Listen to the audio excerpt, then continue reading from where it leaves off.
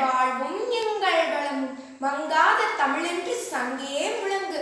அனைவருக்கும் வணக்கம். நான் பேச எடுத்துக்கொண்ட தலைப்பு வட்டமேசை மாநாட்டில் காந்தியடிகள். 1869ஆம் ஆண்டு மோகன்தாஸ் கரம்சந்த் காந்தி அவர்கள் பிறந்தார். தேச தந்தை என்றும் மகாத்மா காந்தி என்றும் அவர் அழைக்கப்பட்டார். 1882இல் ஆங்கிலேய அரசு இந்தியாவில் காய்ச்சப்படும் உப்புக்கு 8.2% வரி விதித்தது. இதை எதிர்த்து 1930இல் தண்டிக்கு யாத்திரை தொடங்க காந்தியடிகள் முடிவு செய்தார்.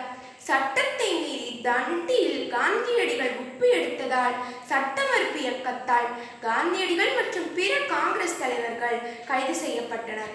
எனவே 1930இல் நடைபெற்ற முதல் வட்டமேசை மாநாட்டில் காந்தியடிகள் பங்கேற்கவில்லை.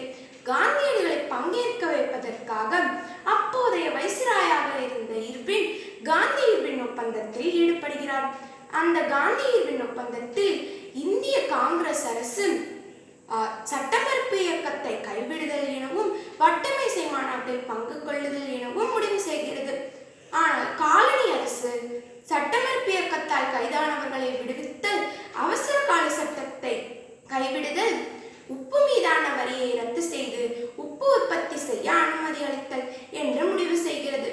இந்த காந்தியின் ஒப்பந்தத்தின்படி இரண்டாவது வட்டமேசை மாநாட்டில் காந்தியடிகள் பங்கேற்கிறார்கள். ஆனால் இந்தியாவின் சுதந்திரத்தை பற்றியோ சுயாட்சி பற்றியோ வட்டமேசை மாநாட்டில் எதுவும் பேசப்படவில்லை.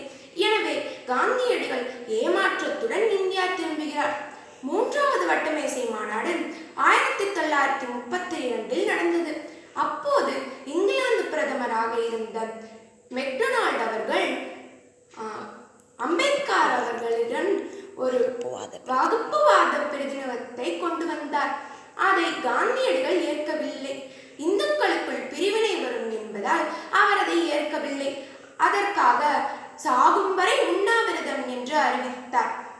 அதற்காக பிற அரசியல் தலைவர்கள் அம்பேத்கரிடம் வலியுறுத்தி காந்தியடிகளும் அம்பேத்கரும் ஒரு ஒப்பந்தத்தில் ஈடுபடுகின்றனர். அந்த ஒப்பந்தத்தில் வகுப்புவாரி பிரதிநிதித்துவத்தை அம்பேத்கர் கைவிட்டார்.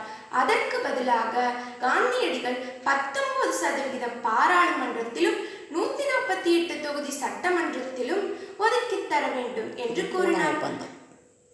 இதற்கு பெயர் பூனா ஒப்பந்தம். 1935 இந்திய அரசு சட்டம் இயற்றப்பட்டது. இவ்வாறாக 3 வட்டமேசை மாநாடும் முடிவுற்றது. இந்திய விடுதலைக்கு காரணம் இந்த வட்டமேசை மாநாடு தான். எனவே ஒவ்வொரு இந்தியனும் இந்த வட்டமேசை மாநாட்டை மறக்க முடியாது. வந்தே மாதரம். நன்றி.